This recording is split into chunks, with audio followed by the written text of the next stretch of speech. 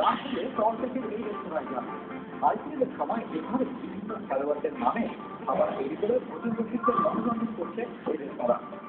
তাই নয়, যারা খাবার পরিবেশন করছেন তারাও প্রত্যেকেই আইপিএলের বিভিন্ন রকম পোশাক করেছেন। এখন জমজমাট প্যাকেজের আয়োজন এই রেস্তোরাঁয়। তো ঈশান শর্মা আমরা জানতে পেরেছি উনি ভেজিটেরিয়ান, তো ওনার পার্সন বা ওনার নামে আমরা ভেজিটেরিয়ান আইটেমগুলো বানাচ্ছি।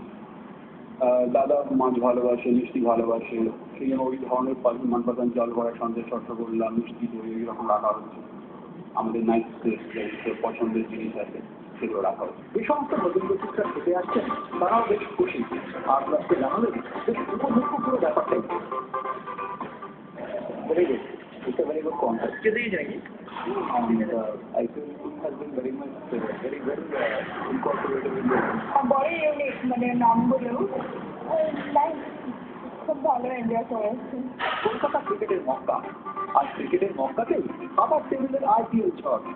যে সমস্ত প্রতিবেশী বাঙালি এসব মেনু স্টার দিতে চান, আইপিএলের টেবিলে তারা যেতেই পারেন এই রেস্তোরাঁয়। ক্যামেরায় নারায়ণ চৌধুরীর সঙ্গে যশবন্ত বিশ্বাসের report, are the news, Kolkata. প্রথম